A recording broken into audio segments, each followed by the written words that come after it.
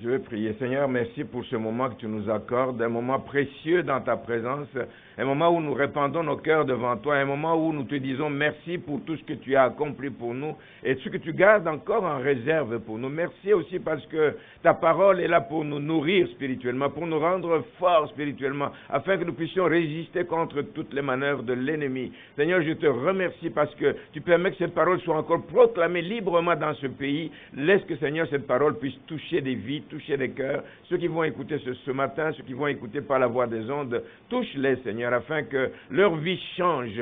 C'est ce que tu veux, Seigneur. Ta parole est là pour changer nos vies. Ta parole est là pour nous nourrir et nous donner une force nouvelle, pour continuer à nous battre contre toutes les œuvres des ténèbres et que nous puissions sortir victorieux grâce à ta parole, grâce à la puissance de ton Saint-Esprit. Oh, merci de bénir ce moment au nom de Jésus.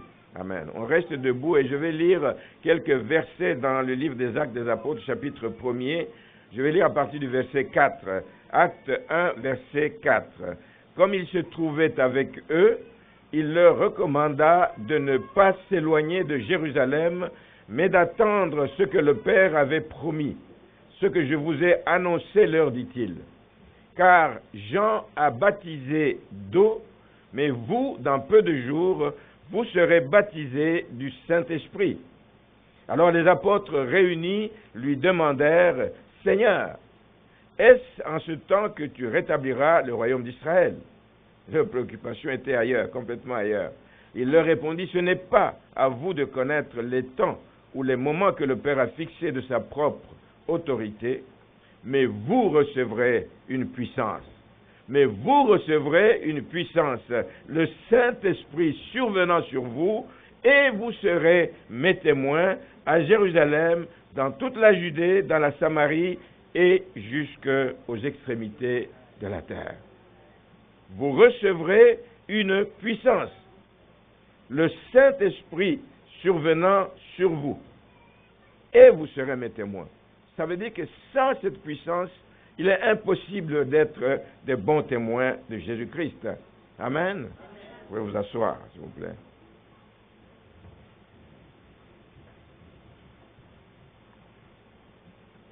Nous pouvons faire des efforts comme nous voulons. Nous pouvons nous exercer avec toutes sortes de moyens, de possibilités, croyant que nous sommes en mesure de faire quelque chose d'utile pour l'œuvre de Dieu, mais nous ne pouvons rien par nos propres forces. Nous ne pouvons rien du tout, même avec tous les exercices du monde. Mais nous avons besoin d'être revêtus de puissance. Nous avons besoin d'être revêtus de la puissance d'en haut, de la puissance du Saint-Esprit, pour aller jusqu'au bout de notre mission. Chacun de nous a une mission à accomplir sur terre. On n'est pas ici par hasard. Il y a une mission que nous sommes venus accomplir. Et pour que nous puissions accomplir cette mission, nous avons besoin du Saint-Esprit. Et le Saint-Esprit a souvent été mis de côté. Écoutez dans le langage des gens, même les enfants de Dieu, quand nous parlons entre nous, on parle de Jésus, on parle il y a même dans certaines religions, on parle de Marie, on parle des saints, on parle des cieux, on parle de ça. Mais c'est peu de gens qui mettent l'accent sur le Saint-Esprit. Et c'est le Saint-Esprit qu'il nous faut. C'est le Saint-Esprit qu'il nous faut en ce moment. C'est le Saint-Esprit qu'il nous faut pour que nous puissions résister contre les œuvres des ténèbres. L'ennemi, lui, il travaille pour arrêter l'Église. L'ennemi, lui, travaille pour nuire à l'Église. Mais le Saint-Esprit est là pour fortifier l'Église. Le Saint-Esprit est là pour encourager l'Église. Le Saint-Esprit est là pour instruire l'Église, afin que nous puissions accomplir la volonté de Dieu. Amen. Seigneur, nous avons besoin d'être revêtus de la puissance d'en haut. Parce que la tâche qui nous attend est immense. On dit qu'il faut aller jusqu'aux extrémités de la terre. Il est vrai que ce n'est pas nous qui irons nécessairement sur... C'est chacun là où il est, il va parler. Mais maintenant, nous avons même des moyens extraordinaires.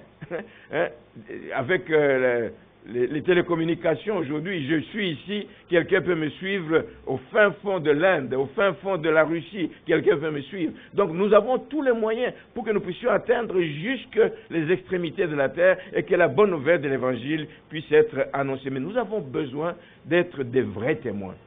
Pas juste des gens qu'on envoie. Il y a des gens qui acceptent d'être envoyés, mais qui ne jouent pas leur rôle. Mais nous sommes envoyés avec une mission bien déterminée, et il faut que nous puissions l'assumer pleinement. Donc, pour cela, nous avons besoin de l'assistance du Saint-Esprit. C'est le titre du message. L'assistance du Saint-Esprit. Elle est capitale. Nous croyons que nous sommes capables. Nous croyons que nous pouvons. Je peux, je suis, je puis, mais nous ne pouvons rien par nous-mêmes si le Saint-Esprit ne vient à notre secours. Si nous ne sommes pas revêtus de la puissance du Saint-Esprit, si nous ne sommes pas revêtus de la puissance d'en haut. La Bible parle beaucoup de l'Esprit de Dieu, du Saint-Esprit, dans de nombreuses circonstances. Je vais juste énumérer quelques circonstances où on parle de l'Esprit de Dieu, comment il agit. Je suis allé chercher jusque dans l'Ancien Testament, je suis allé dans le livre de Zacharie, au moment où les exilés reviennent de Babylone. Quand ils reviennent de Babylone, il y avait une tâche importante qui les attendait. Nous lisons dans Zacharie 4, le verset 6. Alors, c'est l'ange qui parlait donc à Zacharie. Alors, il reprit et me dit, et dit à Zacharie, c'est ici la parole que l'Éternel adresse à Zorobabel. Ce n'est ni par la puissance, ni par la force, mais c'est par mon esprit, dit l'Éternel des armées. Même avant la Pentecôte, c'est par l'Esprit de Dieu que les choses arrivent. Le sacrificateur Zacharie a eu une vision en fait, et dans cette vision, Dieu lui annonçait comment les choses allaient se passer pour la reconstruction du temple, pour la reconstruction des murailles de Jérusalem. Le peuple revenait, le peuple commençait une œuvre, se fatiguait, etc. Mais il montre que, vous savez, vous pouvez commencer, vous pouvez croire que vous êtes nombreux, vous êtes équipés pour faire le travail, mais il dit ce n'est pas ni par votre force, ni par votre puissance que vous pouvez y arriver, mais c'est par mon esprit. Le sacrificateur Zorobabel, donc, conduisait le premier contingent qui est revenu de Babylone, et c'est à lui qu'on adresse cette parole. Un message à Zorobabel pour l'encourager dans cette œuvre gigantesque qu'il attendait, donc de reconstruire le temple et les murailles de Jérusalem. Mais Dieu lui dit que les capacités dont il a besoin ne peuvent pas être humaines et ne suffiraient pas pour faire cette œuvre, parce qu'il y a de l'opposition, mais les capacités dont ils ont besoin, c'est la capacité qui est renforcée par la puissance du Saint-Esprit. Et l'Église a besoin, pour continuer à opérer dans ce monde, on est tellement combattus. On est tellement combattus. Les gouvernements, les ci, les ça, etc., font tout pour mettre des freins, des barrières aux églises pour qu'elles accomplissent leur mission. L'Église a besoin, pour pouvoir continuer à opérer sans relâche, l'Église a besoin du Saint-Esprit. On a besoin du Saint-Esprit, bien-aimé. C'est lui qui va faire la différence. Dans le Nouveau Testament, même pour la naissance de Jésus, Marie, quand elle a été visitée par l'ange, dans Luc chapitre 1er, le verset 34, Marie dit à l'ange, comment? Il lui annonce qu'il va être enceinte et va porter un enfant. Il dit, mais comment cela se fera-t-il? Il dit, comment cela se fera-t-il? Verset 34, puisque je ne connais point d'homme. L'ange lui répondit, le Saint-Esprit viendra sur toi. Tu seras revêtu de la puissance d'en haut et la puissance du Très-Haut te couvrira de son ombre. C'est pourquoi l'enfant, le Saint-Enfant qui naîtra de toi, sera appelé Fils de Dieu. Dans l'autre évangile de Matthieu, c'est dit autrement. Ici, ça part de Joseph.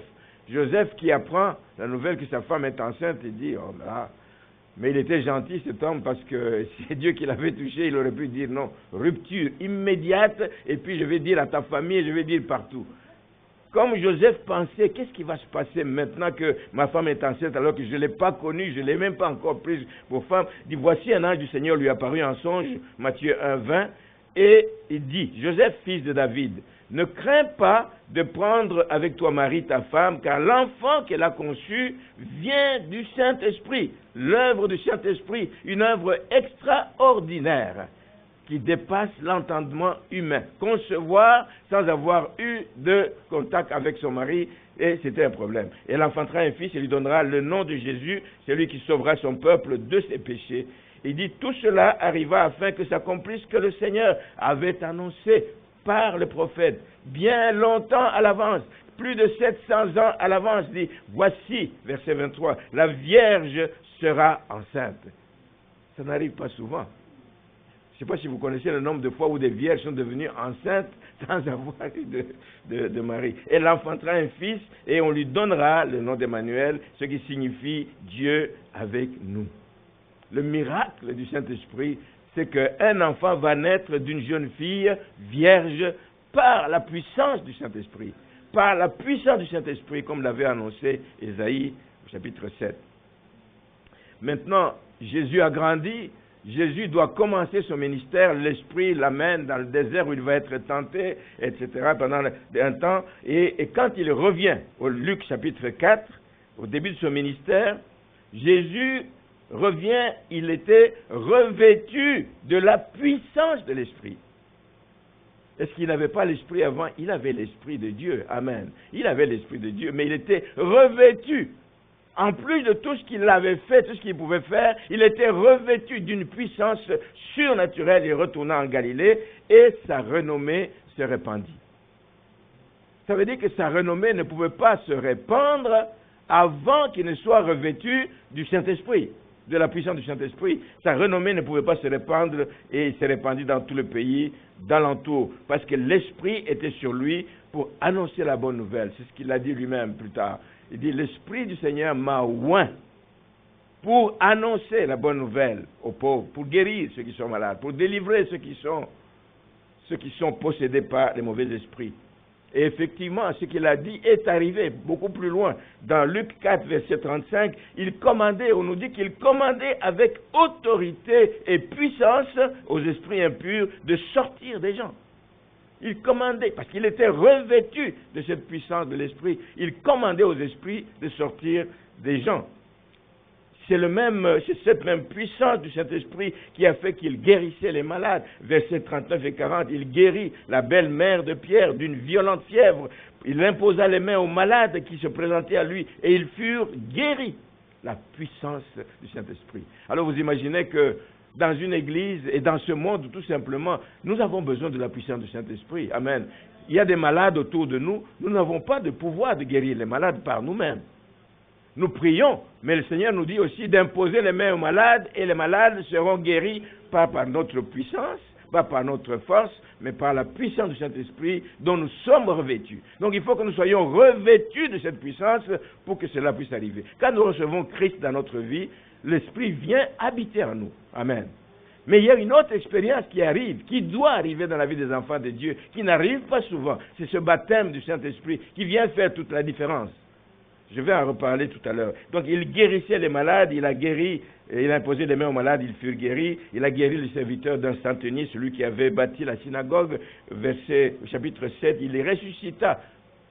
Il est en train de passer et puis il voit une veuve qui est en train de conduire son fils, la veuve de Naïn, qui est en train de conduire son fils pour l'enterrer dans un cercueil, etc. Et il a posé juste la main dessus et cet enfant est ressuscité. Il a sort de là et puis l'enfant est ressuscité. Il a ressuscité par la puissance du Saint-Esprit, même cet enfant qui était mort, qu'on conduisait. Vous vous rendez compte de ce que ça peut faire à cette famille désespérée. Une veuve était démunie en Israël. Une veuve n'avait pas de moyens. Elle comptait peut-être sur son fils. Peut-être c'était le fils unique et il est mort. Et c'est triste. Mais de voir ce que le Seigneur a fait, et ça va l'avoir boosté. Il a fait son ministère, il était revêtu du Saint-Esprit, il a eu une renommée qui s'est étendue un peu partout. Maintenant, j'arrive après la mort, je suis en train de prendre des versets donc dans la Bible, après la mort de Jésus-Christ et après sa résurrection, juste après sa résurrection et avant de monter au ciel, il est apparu à ses disciples. Il leur dit au chapitre 24 de Luc toujours, Luc 24, verset 49, il leur dit, et voici, j'enverrai sur vous ce que mon Père a promis. Dans Joël, depuis longtemps, il avait promis que j'enverrai de mon esprit sur toute chair. Sur toute chair. Il dit, j'enverrai sur vous ce que mon Père a promis, mais vous, restez dans la ville, restez à Jérusalem, jusqu'à ce que vous soyez revêtus de la puissance d'en haut. Peut-être qu'eux pouvaient dire, maintenant qu'il est ressuscité, on l'a revu, on était désespérés, mais comme on l'a vu, alors on va continuer l'œuvre, on va commencer à sortir et dire, attendez, Attendez d'être revêtu parce que vous risquez d'être, vous cognez contre le mur, vous allez rencontrer l'opposition, vous ne serez pas en mesure de résister, vous ne serez pas en mesure de faire face à tout ce qui vous attend dehors. Mais quand vous êtes revêtu du Saint-Esprit, de la puissance du Saint-Esprit, là vous pouvez faire le travail pour lequel je vous envoie. Donc attendez jusqu'à ce que vous soyez revêtu de la puissance d'en haut. Et dans le livre des Actes, il dit la suite. Quand vous êtes revêtu, ainsi vous serez mes témoins à Jérusalem, en Judée et en Samarie, comme nous l'avons lu tout à l'heure, jusqu'aux extrémités de la terre. Voilà ce qu'apporte le baptême du Saint-Esprit. Voilà ce qu'apporte en plus le baptême du Saint-Esprit, en plus de toutes les autres bénédictions que Dieu apporte dans nos vies. Mais on a besoin de ce baptême du Saint-Esprit pour faire la différence dans ce monde. On peut être le plus gentil, on va toucher des gens par-ci, par-là, mais il y a des situations qui ne sont inextricables sans l'intervention du Saint-Esprit dans nos vies pour nous équiper, pour nous donner les moyens de faire l'œuvre à laquelle il nous a appelés. Donc, Jésus leur apparaît, et ils étaient encore enfermés dans la chambre haute, peureux évidemment, en disant qu'est-ce que nous allons devenir maintenant que celui que nous avons appuyé pendant 3 ans de ministère, il est mort, on va venir nous saccager ici. Pendant qu'ils avaient peur, il leur apparaît pour les rassurer, mais il leur dit, continuez à prier, restez dans la maison, priez en attendant ce moment, etc. Et c'est arrivé comme quelques jours, près de 50 jours après la Pâque.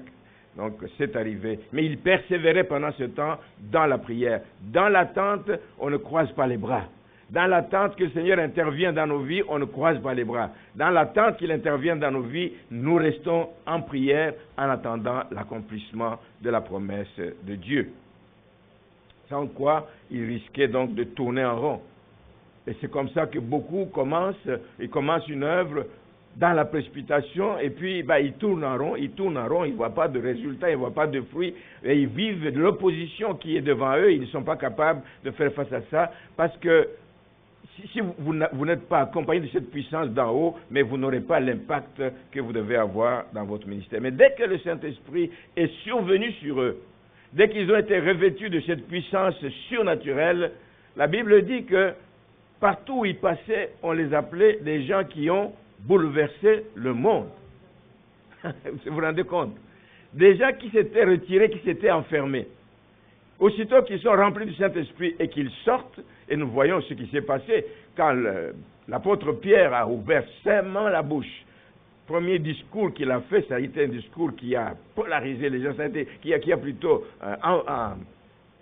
embraser les gens, l'assistance, il a eu un impact extraordinaire. Donc c'est des gens qui ont, à cause de l'œuvre du Saint-Esprit dans leur vie, de cette puissance qui était en eux, ils ont bouleversé le monde de l'époque, et ce fut le point de départ, le point d'un mouvement de l'Esprit qui s'est étendu jusqu'à nous et qui va se poursuivre jusqu'au retour de Jésus-Christ. Personne ne peut empêcher l'action du Saint-Esprit. Personne. Il y a un plan que Dieu a pour ce monde, et ce plan se réalisera comme Dieu l'a prévu. Personne ne peut l'empêcher. Personne ne peut l'empêcher. Donc le mouvement du Saint-Esprit qui a commencé à la Pentecôte va se poursuivre. Il se poursuit encore ce matin. Il se poursuit dans toutes les églises chrétiennes dans le monde aujourd'hui, et il se poursuit jusqu'au retour de Jésus-Christ. Au XIXe siècle, il y a eu un homme de Dieu, Charles Finet, c'est un évangéliste connu, etc., mais il était revêtu du Saint-Esprit et il a marqué son temps. Et c'est ça. Quand quelqu'un est revêtu du Saint-Esprit, il marque son temps. Par où il passe, il laisse une belle histoire, il laisse des bons témoignages, il laisse un impact. On parlera de son passage à tel endroit, parce qu'il était revêtu de la puissance d'en haut. Charles Finet était de cela. Il était revêtu du Saint-Esprit et il a marqué son temps. La Bible dit que quand il passait, il ne faisait que passer dans les rues. Ce n'est pas souvent que ça arrive. Il passait dans les rues, l'esprit de repentance saisissait les gens. Ce n'est pas qu'il les arrêtait et dit, mais venez, je vais imposer mes mains sur vous. Non. Lui, il ne fait que passer. Mais là où il passe, Les gens sont saisis par un esprit de repentance, ils commencent à pleurer sur leurs péchés, leur cœur était rempli de ce besoin de se repentir parce qu'ils étaient revêtus de cette puissance. Ce n'est pas lui qui faisait ça, c'est l'esprit qui était en lui qui touchait les gens à cette époque là-bas. Donc, il allait dans une usine, il passe dans une usine, et tous les ouvriers, chacun est à sa job, etc. Mais tout s'arrête là, et puis on commence, regarde à côté, regarde, oh, il commence à pleurer. L'autre là, il commence à pleurer. Mais le patron vient voir, c'est quoi? Lui aussi, il est pris dans le revêtement. Maintenant, il y a des gens qui réduisent l'œuvre du Saint-Esprit à un spectacle. Ce n'est pas un spectacle. Ce n'est pas un spectacle. Des hommes, des pères de famille ne se mettent pas à pleurer tout d'un coup comme ça. Ils sont saisis par plus fort que eux. Plus fort que eux. C'est ce que le Saint-Esprit fait. Et c'est pour ça que la Bible dit que c'est lui qui convainc le pécheur d'être pécheur. C'est le Saint-Esprit.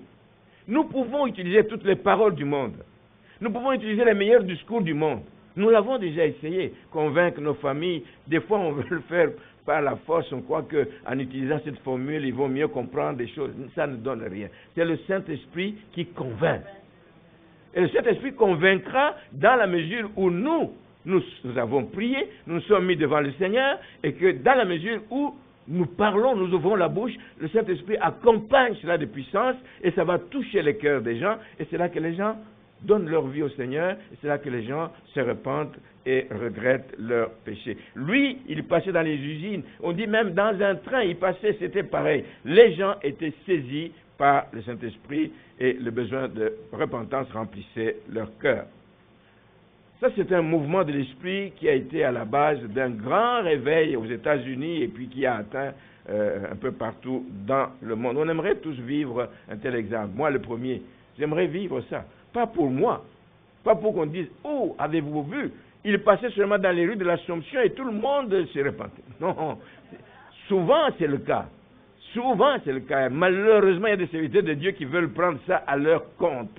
Ils veulent prendre ça à leur crédit. Moi, j'ai l'onction. Moi, je suis capable. Tu n'es capable de rien. Rien. C'est le Saint-Esprit qui peut faire ce travail. Et ce serait malhonnête de te présenter aux gens comme si c'est toi qui le fais. C'est le Saint-Esprit. Quand il le fait, que le Seigneur soit glorifié. Amen. Nous souhaitons que ces choses nous arrivent aussi. Nous le souhaitons et nous prions pour et nous sommes disposés et disponibles. Ce matin, je voudrais vraiment parler de la nécessité d'être assisté par le Saint-Esprit, de la nécessité d'être équipé par le Saint-Esprit. Je voudrais parler de la nécessité d'être revêtu du Saint-Esprit pour que nous puissions accomplir efficacement la mission qui nous a été assignée. Mais la vérité aussi, tout en disant cela, la vérité aussi, c'est que beaucoup de chrétiens, et peut-être même ce matin au milieu de nous, sont inconfortables. Inconfortables quand on commence à parler du Saint-Esprit. Et c'est triste. Je trouve ça vraiment triste. Quand on sait la mission du Saint-Esprit, je trouve ça triste que des chrétiens soient inconfortables juste le fait qu'on soulève parler du Saint-Esprit. Et ce n'est pas étonnant que quand on a mis le Saint-Esprit dans une boîte quelque part, mais il ne porte pas de fruits. On ne porte pas de fruits. On est un bon chrétien, on vient dimanche à l'église, on chante, on fait tout ce qu'on veut, mais si on n'est pas soumis, si on n'est pas sous le contrôle du Saint-Esprit pour que lui te dirige, et dans le choix des chants, et dans le choix des prédications, et dans le choix des...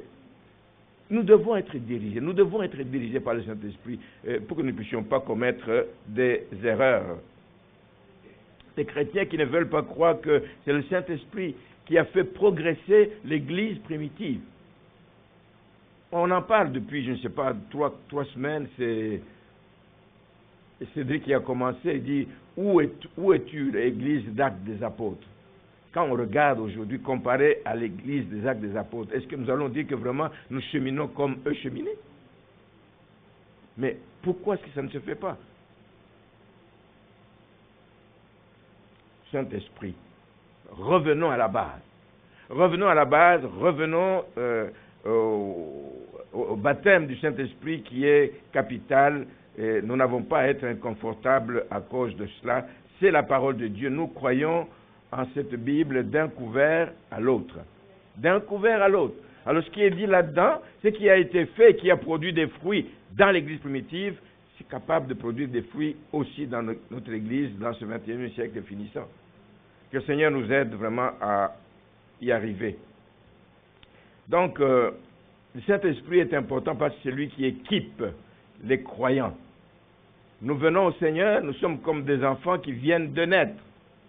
Nous sommes comme des enfants qui viennent, qui commencent au lait maternel, qui doivent grandir, etc. Mais il doit arriver un moment où nous devenons comme autonomes. Autonomes, c'est-à-dire ne dépendant plus des gens qui nous tiennent par la main à gauche, à droite, mais nous dépendons du Saint-Esprit qui, lui, maintenant, dirige notre vie, qui nous parle. Et je vais vous montrer que le Saint-Esprit parle. Le Saint-Esprit parle. Mais ce qui manque, c'est que nous n'écoutons pas ou alors nous n'obéissons pas à la voix du Saint-Esprit. Il nous parle parce qu'il veut diriger nos vies.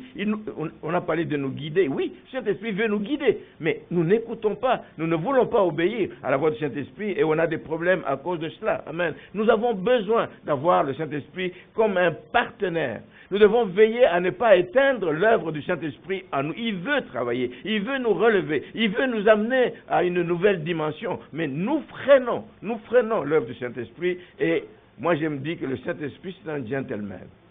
Il ne force rien. Il ne force rien. Tu ne veux pas, tu n'es pas prêt, mais il passe. Amen. Mais j'espère que ce matin, nous allons partir d'ici avec une détermination nouvelle. Donc, je disais que le Saint-Esprit parle, mais il parle et il faut qu'on l'écoute. Parce qu'il est la source de toute inspiration. Il est la source de toute inspiration. Il nous conseille. La Bible dit dans le psaume 32, il nous conseille, il nous instruit. Et il nous montre le chemin à suivre. Mais il peut te montrer le chemin à suivre, mais si tu ne veux pas suivre ce chemin, tu vas suivre un autre chemin. Et tu vas aller tomber dans un trou. Mais il t'a montré, il t'a conseillé, il t'a instruit. Mais à toi d'obéir.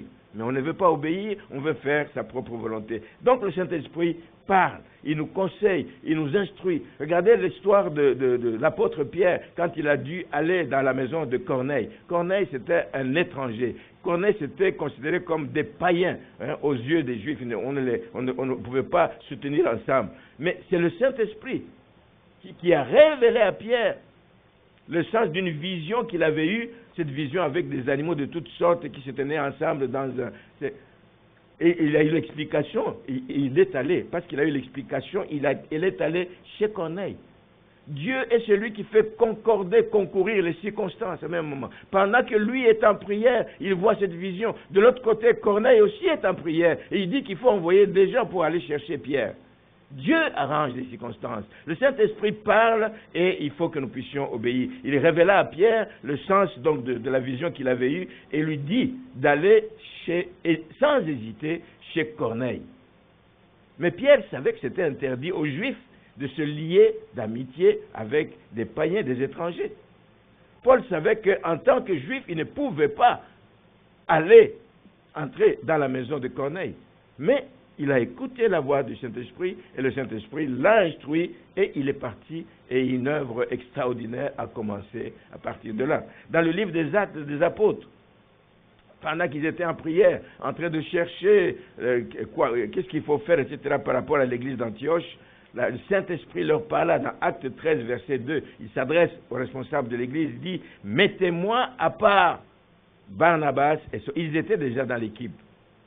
Ils travaillaient avec l'équipe de Jérusalem. Il dit « Mettez-les-moi à part pour l'œuvre à laquelle je les ai appelés. » Et ils ont obéi, et ils ont envoyé, et ils sont allés, et une œuvre extraordinaire est née à partir d'Antioche. Il y a eu des conversions en masse.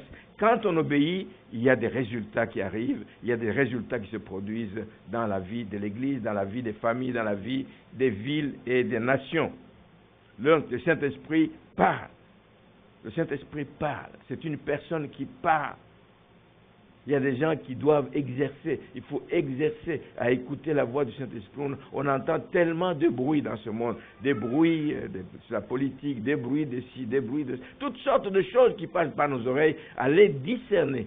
Il faut demander le don du Saint-Esprit pour pouvoir discerner quand c'est le Saint-Esprit qui te parle, que tu saches que tu obéisses. Nous, il nous a parlé de plusieurs manières. De plusieurs manières. Il nous a parlé, nous, directement. Il nous a parlé par 2, 3 personnes différentes qui ne se connaissaient pas pour que nous puissions venir au Canada. Nous avons saisi, nous avons dit, ça c'est Dieu qui nous parle. c'est le Saint-Esprit qui nous parle, que c'est le temps de partir. Il n'y avait aucune raison, je vais vous dire, il n'y avait aucune raison à cette époque que l'on quitte le Congo pour venir au Canada. Aucune. J'avais un très bon poste. J'étais directeur adjoint dans une banque. Elle avait un bon poste depuis 17 ans dans une grande entreprise de la place. Il n'y avait aucune raison. Mais nous avons discerné, ça, c'est le Seigneur qui nous parle. C'est le Saint-Esprit qui nous parle. Et j'ai dit à Donna, il faut qu'on fasse quelque chose. On ne peut pas rester comme ça. Des personnes différentes, qui ne se connaissent pas, qui n'ont aucun contact l'un avec l'autre, toutes les personnes nous parlent d'aller au Canada, d'aller au Canada, d'aller au Canada. J'ai dit, mais attends. Et même d'autres avec des précisions incroyables. Donc, pour dire qu'il parle, à nous d'écouter, à nous d'obéir. Le Saint-Esprit a aussi des sentiments. J'ai dit, c'est une personne, elle a aussi des sentiments. Et par des attitudes que nous pouvons afficher, par des paroles que nous pouvons dire, par les péchés que nous pouvons commettre, on peut l'attrister. On peut l'attrister. Quand je dis c'est une personne, ce n'est pas une personne comme moi, avec la chair et l'os comme ça. Non, non, c'est une personne parce qu'il éprouve les mêmes sentiments que nous, les mêmes sentiments. Il peut être attristé, c'est pas moi qui le dis, c'est la Bible qui dit, il dit, n'attristez pas le Saint-Esprit, Éphésiens 4, verset 30, il dit, n'éteignez pas le feu du Saint-Esprit, 1 Thessaloniciens 5, verset 19. Donc, par nos attitudes, par nos paroles, par les péchés que nous commettons, on peut l'attrister, on peut éteindre, on peut le rendre inopérant dans nos vies. Comme je dis, c'est un gentleman qui respecte nos choix. Il respecte nos choix. Je ne veux pas avancer, mais il ne va pas te forcer à avancer. Amen. Que le Seigneur nous aide, que le Seigneur nous aide à le comprendre. Donc le Saint-Esprit a aussi une volonté. Il décide, il veut des choses, et nous aussi nous avons besoin des dons de l'Esprit, mais c'est lui qui les donne, c'est lui qui les distribue comme il veut. C'est là que je dis qu'il a une volonté. Si c'est lui qui distribue les dons de guérison à celui-ci, les dons de prophétie à celui-là, les dons de connaissance, paroles de connaissance à celui-là, c'est lui qui décide à qui il les donne. Nous pouvons demander, mais c'est lui qui décide à qui il les donne. C'est lui qui décide à qui il les donne. Donc, il a une volonté, et notre rôle est de demander et nous attendre à lui, et il va les donner, souvent il les donne à la mesure de la soif que nous manifestons. Il les donne à la mesure du désir que nous manifestons. Il les donne en voyant les motivations qui nous animent. Parfois, on demande des choses avec une mauvaise motivation. Je pensais, pendant que je préparais ici, je pensais à cet homme, ce magicien-là, qui, dans le livre des Actes des Apôtres, il voit que les autres sont en train de se servir des dons pour des guérisons, de ci et de ça, et tout, et il demande, il dit, mais moi aussi je veux avoir ce don. Et il a suivi les Paul et les apôtres, etc. Il dit, moi aussi je veux avoir ce don. Mais toi, Paul peut ne pas le savoir. Paul peut ne pas le savoir. Mais le Seigneur sait quelle est la motivation qu'il y a. Lui, avec la magie, il gagnait de l'argent. On vient d'anéantir tout ce qu'il faisait, donc il perd l'argent. Il dit, bon, il faut que je trouve un autre moyen. Il dit, ok, moi aussi j'aimerais avoir ce don. Moi aussi j'aimerais avoir ce don. Comme des personnes qui disent, moi aussi je vais devenir pasteur. Parce qu'ils voient qu'un pasteur est béni, ils disent, moi aussi je vais devenir pasteur. Mais pour quelle motivation? D'abord, devenir pasteur, tu ne le demandes pas. C'est l'Église, c'est les serviteurs de Dieu qui voient l'appel qu'il y a sur ta vie et qui viennent te chercher. Dieu, Saint-Esprit, a une volonté et il donne comme il veut. Il distribue à qui il veut. Mais à nous de demander, mais veillons sur les motivations qu'il y a derrière, les motivations qui nous animent. Le Saint-Esprit transforme des vies. Non seulement il nous convainc de pécher, mais le Saint-Esprit transforme des vies. Mais il transforme les vies de ceux qui le désirent. Amen. Il transforme la vie de ceux qui le désirent. Comment il agit? Il va venir combler leurs faiblesses, il va combler leurs lacunes, en les revêtant de puissance. Une personne qui dit, moi je ne suis pas capable. C'est dans la Bible, il y a plein de gens. Plein de gens. Moïse, quand on dit, tu vas aller chez Pharaon, il dit, je ne suis pas capable, je ne sais pas. Il trouve tout un tas de raisons. Gédéon, je suis le plus petit.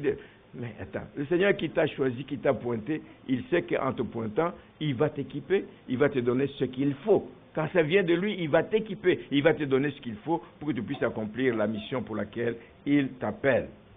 Donc, il transforme la vie de ceux qui le désirent, il va combler leurs faiblesses et leurs lacunes en les revêtant de puissance. Mais quand il parle, de sorte que quand tu parles, le cœur des auditeurs était vivement touché. Ça a été le cas de Paul, ça a été le cas même des premiers apôtres. Rappelez-vous qui ils étaient quand Jésus les appelait. C'était des pêcheurs de poissons. Pas tous, mais il y en a. Matthieu était un collecteur d'impôts, etc. Mais ils n'étaient pas des gens préparés, ce n'étaient pas des grands orateurs, ce n'étaient pas des gens comme ça. Mais ces lacunes qu'il y avait en eux, là où ils se croyaient incapables, ils ont été surpris de voir.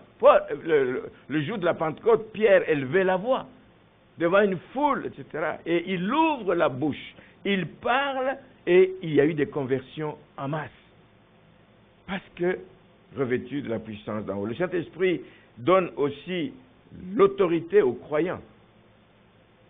L'autorité. Aller chasser des démons, on ne le fait pas comme un jeu. Les fils de Séva qui ont voulu dire, mais moi aussi je vais faire comme Paul. Et ils sont allés, etc. Et puis les démons sont sortis, ils les ont tapés, ils ont chassé, ils étaient tout nus, etc. Et on ne joue pas avec les choses de l'esprit. On ne joue pas avec les choses de l'esprit. C'est le Saint-Esprit qui donne l'autorité aux croyants. Quand il te revêt de sa puissance, tu as l'autorité de chasser. Il te délivre de la peur. Il te donne la puissance, le courage de ne pas te taire, même devant des menaces. Même devant des menaces. C'est comme ça que des gens sont devenus victimes. J'allais dire victimes, mais ils ont accepté. Ils disent, mais non, je ne vais pas renier ma foi. Vous pouvez me tuer, vous faites ce que vous voulez, mais je ne veux pas renier ma foi. Parce qu'il y a une puissance.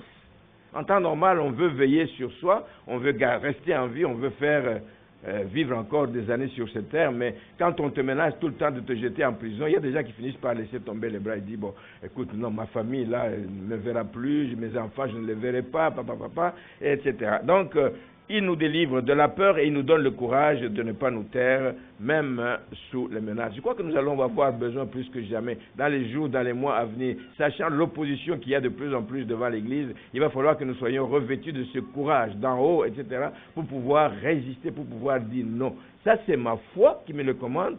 Si je dois mourir, je mourrai, mais c'est ma foi. Est-ce que vous êtes prêts à cela? Pas beaucoup. Amen, amen. Amen, amen. Mais c'est pas vous. Moi-même, j'aurais peur. Mais c'est le Saint-Esprit qui nous revêt de cette puissance, qui nous permet d'avoir ce courage de nous dresser contre tous ceux qui veulent s'opposer à son œuvre. Donc, voici ce que le Saint-Esprit peut faire. Je voudrais maintenant qu'on revienne 2 minutes à la première Pentecôte. Il y a des moments forts, le jour de la Pentecôte et les jours qui ont suivi, etc. Le jour de la Pentecôte, il y a 3 moments forts qui sont relatés dans le livre des Actes des Apôtres au chapitre 2. Il y a vraiment 3 moments forts que je voudrais souligner. C'est dans le livre des Actes des Apôtres, le chapitre 2, le verset 1er à 4. On ne va pas lire tout, mais on va lire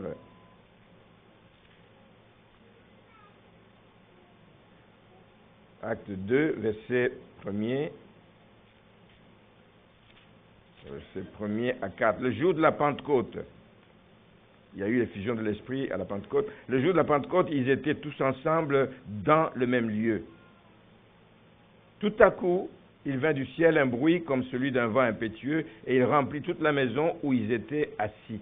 Des langues semblables à des langues de feu leur apparurent, séparées les unes des autres, et se posèrent sur chacun d'eux, et ils furent tous remplis du Saint-Esprit, et ils se mirent à parler en d'autres langues, selon que l'Esprit leur donnait de s'exprimer.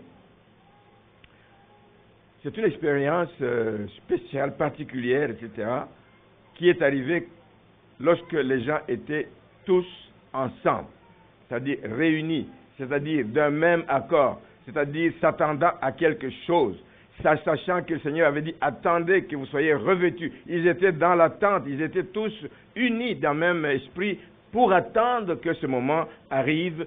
C'est là que ça s'est produit et tout à coup, la puissance du Saint-Esprit est descendue sur eux et il s'est passé des langues de feu, un vent impétueux qui s'est produit. Le souffle de l'Esprit, le vent de l'Esprit, si vous voulez, fait revivre même ce qui est mort, fait revivre même ce qui a été détruit, ce qui a été desséché en nous. Pensez à l'expérience d'Ézéchiel qui s'est trouvé devant la vallée des ossements desséchés. C'est l'Esprit du Seigneur qui a agi. Le souffle de l'Esprit, il dit, souffle le souffle de l'Esprit sur ces ossements et les ossements ont pris vie. Le Saint-Esprit, le feu de l'Esprit, lui aussi, vient, quand il descend dans la vie d'un enfant de Dieu, il vient nous embraser. Il vient nous embraser de sa présence et nous mettre au service. C'est pour le service que le Saint-Esprit vient nous revêtir. C'est pour le service. Ce n'est pas pour que nous puissions dire, moi aussi j'ai été baptisé du Saint-Esprit, mais c'est pour le service. Ce que tu reçois, c'est pour le mettre au service. C'est pour que tu, en tant qu'envoyé, tu partes en mission où le Seigneur t'envoie. De manière qu'on soit donc continuellement bouillant. Encore une fois, je dis, ce n'est pas pour le spectacle, ni pour la gloire. Moi j'ai reçu, lui n'a pas reçu. Non. Ce n'est pas pour la gloire de personne. On le voit souvent. Moi, je suis capable. Moi, j'ai des dons. Les autres, non. Bien aimé, tu n'as rien fait. Tu n'as pas acheté ces dons. Tu n'as pas travaillé plus fort que les autres pour avoir ces dons. C'est la grâce de Dieu, le Saint-Esprit survenant sur vous, etc. Et vous avez été équipés. C'est un équipement qu'on vous donne, pas pour vous vanter, mais c'est pour le mettre au service de l'œuvre. Et on en a besoin aujourd'hui, plus que jamais. On en a besoin aujourd'hui plus que jamais parce que le monde fait tout pour nous vider, avec des problèmes. Le monde fait tout pour vider les chrétiens. Des occupations de toutes sortes, des distractions de toutes sortes. C'est pourquoi on doit chercher continuellement à être rempli. Tu es rempli, on te vide. Tu es rempli, on te vide. Il faut que tu reviennes encore pour aller boire source d'eau vive, pour que tu sois de nouveau rempli de cette même puissance, afin que tu demeures bouillant continuellement dans la vie chrétienne, débordant d'énergie. Donc le premier moment fort, c'est quand le Saint-Esprit est descendu et a revêtu les disciples. Le deuxième moment fort qui a suivi celui-là, donc il ne pouvait pas rester sans effet, ce n'était pas pour le spectacle que les langues de feu sont descendues sur eux, c'était pour les équiper, pour les changer, pour les transformer. Et au sortir de là, ils sont devenus de nouvelles personnes. L'apôtre Pierre a fait un discours extraordinaire, un long discours, un important discours. Il a voulu montrer que ce qui vous étonne, vous entendez dire que les gens sont ivres en parlant en langue, etc. En plus, il parlait dans des langues, à ce moment-là, il parlait dans des langues connues de plusieurs. Donc les gens entendaient les langues. Les gens étaient venus de partout, venus à Jérusalem pour la fête de Pâques, mais ils entendaient ces gens parler dans leur propre langue. Ils disaient, mais ce sont des Galiléens, ces gens, comment est-ce qu'ils peuvent parler dans ma langue? L'œuvre du Saint-Esprit. C'est un miracle. C'est un miracle. Ils n'ont pas été à l'école. Ils ont parlé dans d'autres langues. Et les gens étaient étonnés. Ils disent, oh, ces gens sont ivres. Ils sont ivres dans ce qu'ils sont en train de faire. Et pourtant, c'était juste l'accomplissement de ce qu'avait dit le prophète Joël sur l'effusion de l'Esprit. Dans les derniers jours, je répandrai de mon esprit sur toute chair. Il y aura des dons, des visions, il y aura des dons, des prophéties, etc., etc. Le Saint-Esprit le fait en son temps. L'apôtre Pierre a voulu montrer que Dieu a manifesté son amour. Il expliquait exactement tout ce qui est arrivé, tout ce qui leur est arrivé. Il dit, mais vous nous voyez hier, mais vous nous voyez aujourd'hui, nous ne sommes plus les mêmes. Et il parle de l'amour de Dieu, comment il a été manifesté en envoyant Jésus-Christ. Il leur a expliqué tout ça. C'est lui le Messie que vous attendiez. C'est lui le Messie que les prophètes ont annoncé. Mais que vous l'avez rejeté, vous l'avez même tué. Mais Dieu l'a ressuscité d'entre les morts. Alléluia. Et c'est pour lui que nous parlons, c'est pour lui que nous témoignons aujourd'hui. Donc il a parlé de l'œuvre de Jésus à la croix comme étant le résultat de l'approbation de Dieu sur la mission que Jésus est venu accomplir. Il l'a ressuscité des morts et Jésus a reçu du Père le Saint-Esprit qu'il est venu répandre sur nous. Amen. Le discours de Pierre a eu un impact parce qu'il était un discours inspiré du Saint-Esprit. Ce n'est pas une multiplication de paroles. Il n'était pas un homme éloquent, mais il était inspiré par le Saint-Esprit et les effets de ce qu'il disait ne se sont pas fait attendre. Il y a eu des conversions. Ils se sont mis à baptiser les gens tout de suite, etc., etc. Donc, le résultat, ça a été une grande moisson d'âmes. c'est toujours dans le chapitre 2, versets 37 à 42. Il y a une grande moisson d'âmes qui en a découlé. Qu'est-ce qui s'est passé? Les gens disaient, ils étaient saisis par la puissance du Saint-Esprit. Ils étaient saisis et disaient, frère, que devons-nous faire? Donc, vous vous trouvez devant une situation, vous dites, que devons-nous faire? Nous reconnaissons que nous sommes pécheurs, nous reconnaissons que nous avons péché, mais que devons-nous faire? Alors, repentez-vous, etc., et faites-vous baptiser. Donc, il y a eu des repentances en série. En deux sermons, 2 discours que Pierre a prononcés dans le livre des Actes, au chapitre 2 et au chapitre 4, il y a eu 5000, à peu près 5000 conversions. 5000 conversions. Et ce n'était que le début d'un travail qui allait embraser vraiment toute la région et jusqu'au moment où c'est arrivé à nous. Comme les gens avaient reçu le Saint-Esprit, ils obéissaient. Jésus a dit, allez, faites des disciples, baptisez-les au nom du Père, du Fils et du Saint-Esprit. Et on baptisait les gens. Des baptêmes ont été administrés parce que les gens obéissaient aux ordres du Maître, faites des disciples et baptisez-les. Et le Saint-Esprit a été répandu sur ceux qui répondaient à l'appel suprême. Et j'aime ce que l'apôtre Pierre dit au verset 39. Il dit la promesse, celle que Dieu a faite à l'époque par Joël. Celle que Dieu a faite. La promesse, il dit, est pour vous, pour vos enfants et pour tous ceux qui sont au loin. Donc, le travail, là, ne se limite pas à ceux qui sont présents là où Pierre est en train de parler. Ce travail, cette promesse est pour ceux qui sont au loin. Mais il faut que ce message leur arrive aussi. Et quand ils entendront le même message, ils vont réagir de la même façon parce que la puissance du Saint-Esprit agit à ce moment-là. Ceux qui sont au loin en aussi grand nombre que le Seigneur, notre Dieu, les appellera. Donc, c'est pour ça que ça arrive jusqu'à nous. Ça nous concerne aussi. Ça nous concerne aussi, bien-aimés. L'Église, donc, a pris forme et l'Église s'est organisée à partir de ce moment-là. Ils se sont organisés autour de 4 axes. La persévérance, je crois que Cédric en a parlé. La persévérance dans l'enseignement, la communion fraternelle, la fraction du pain en souvenir de l'œuvre de la croix. Jésus a dit, faites cela en mémoire de moi pour ne jamais oublier. Et les moments de prière. Ils ont continué, ils ont persévéré dans la prière. Voici l'impact que le Saint-Esprit veut avoir dans notre Église aussi. Amen. Nous nous battons, vous le savez, nous nous battons pour amener l'Église à comprendre que c'est important des moments de prière, des moments en commun. Je ne suis pas en train de nier qu'il y ait des gens qui prient à la maison. Il y a des gens qui prient à la maison. Mais il y a des moments de prière en commun qui doivent nous concerner tous. C'était le cas il y a à peine quelques années. Je ne dis pas ici seulement, même quand j'étais à Montréal, même quand j'étais encore en Afrique, les églises se réunissaient je ne sais pas combien de fois par semaine. C'est allé en diminuant et quand on arrivait ici, on avait encore des réunions en semaine. À Montréal, on avait des réunions en semaine, même quand on est venu ici. Au début de notre église, on était dans un petit local de l'autre côté de la rue, sur l'Ange Gardien. Un petit local qui, je crois que c'est la moitié de ça ici. Mais on était... Où est-ce que c'était le plus plein? C'était le mercredi. Dimanche, on se retrouvait 8, 10.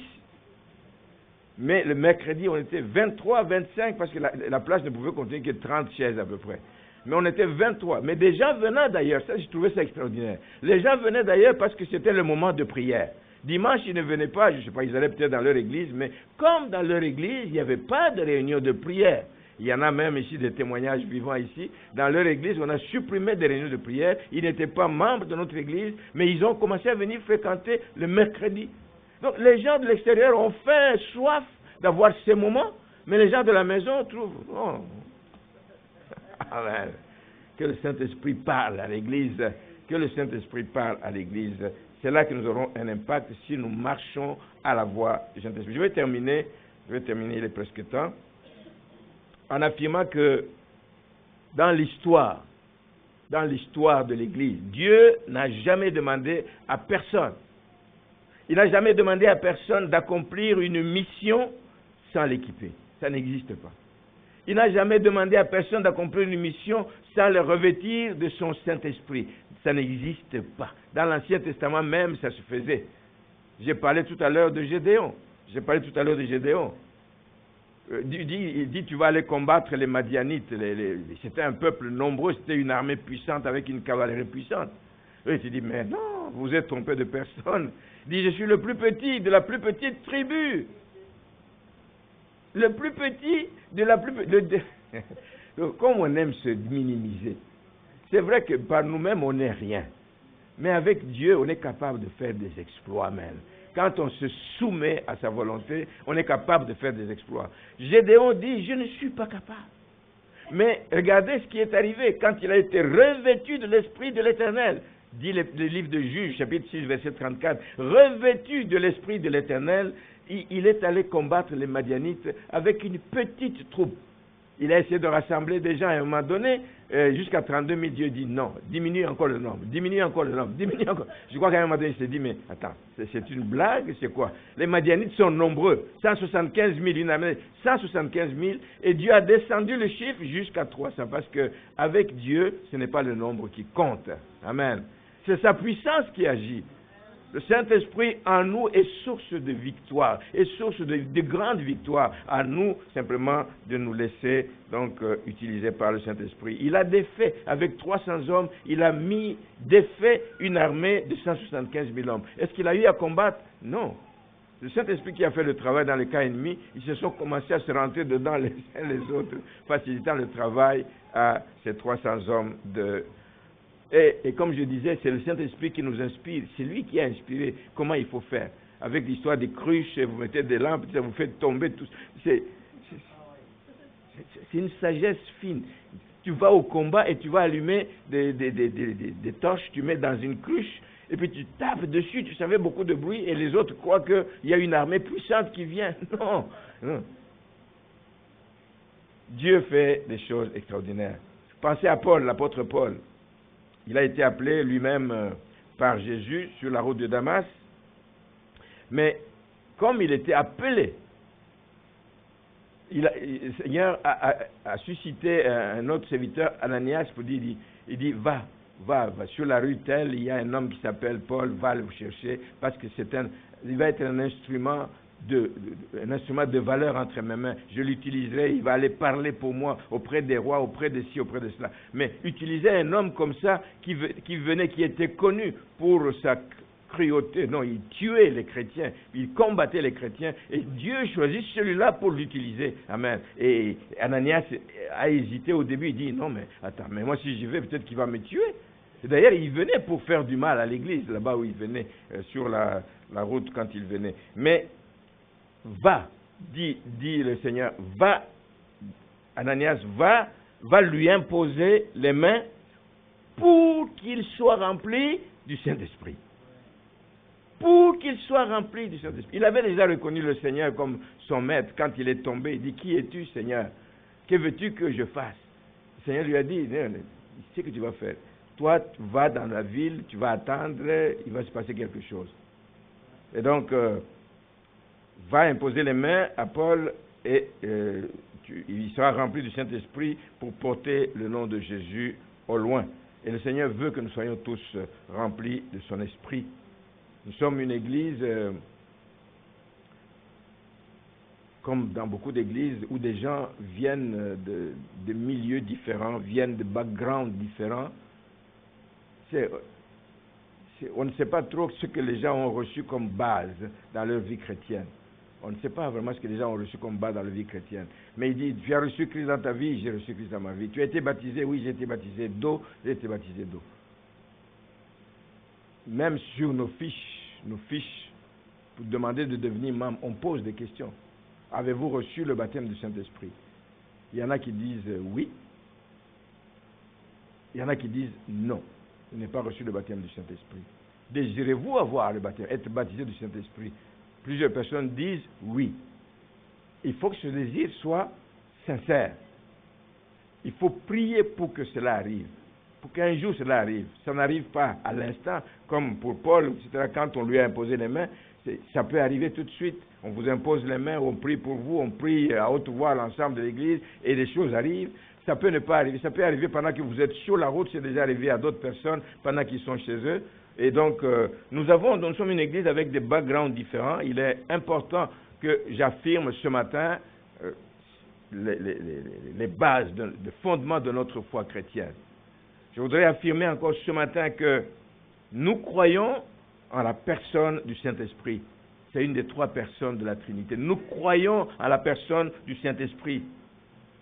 Nous croyons que Jésus baptise encore dans le Saint-Esprit ceux qui le désirent ardemment. Nous le croyons.